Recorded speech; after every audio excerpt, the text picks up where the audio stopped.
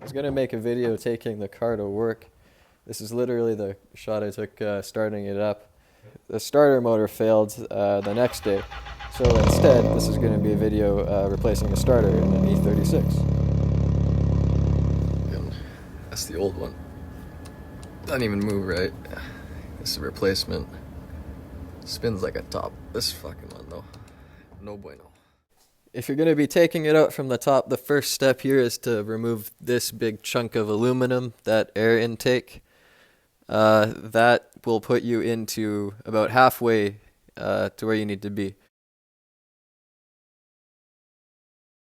Underneath this valve here, those coolant lines don't actually run to anything. You can relocate them just underneath if you want to get to that. I didn't, but that's what people do if they have to remove them anyways. So pulling the junction box also involves the fuel rail. I labeled everything and I'm gonna reassemble it, and probably just the reverse of that would be how to remove it. All of the wires from that junction box, they call it the squid, out of the way to unbolt the lower part of the manifold, which really then gives you good access to touch your starter motor. This is the new one in there.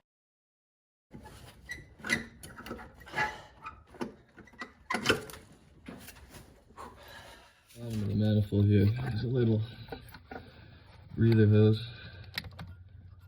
This gets popped into that.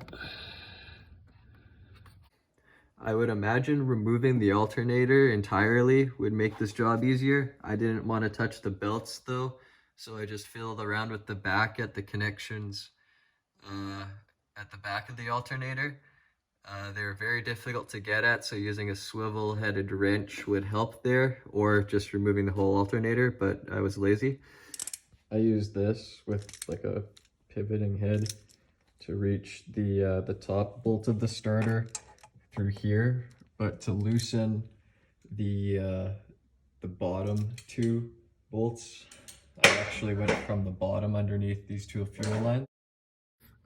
From the top, you can at least remove the starter quite easily, but connecting it from the bottom gives you a better visual of wire connectors on the solenoid.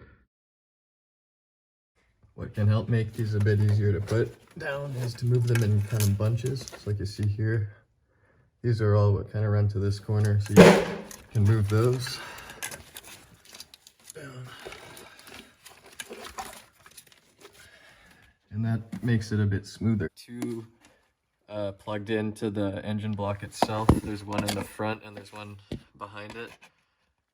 These two are for the temperature of the motor itself. One goes to the computer, one goes to the gauge cluster, so they kind of do the same thing. There's one under the oil filter. This one is oil temperature, I think, kind of same thing. You'll have on the bottom of your air box that detects the temperature, I believe, at the intake, like the air temperature at the intake. Underneath the emissions canister, you really want to get this from under the car. It's probably easiest. There's a sensor there. Okay, so under the car by these fuel lines on the driver's side, there's this sensor which you wrap through and goes all the way back. You'll be disconnecting obviously the ICV, which is under the top here, and then related to that you have your throttle body plug. This is probably the first thing you'll unplug with this little breather hose here. There's only 4 things that plug right into the junction box. It's difficult to mix them up. On the top there's the cam and crank sensors, and on the bottom are knock sensors.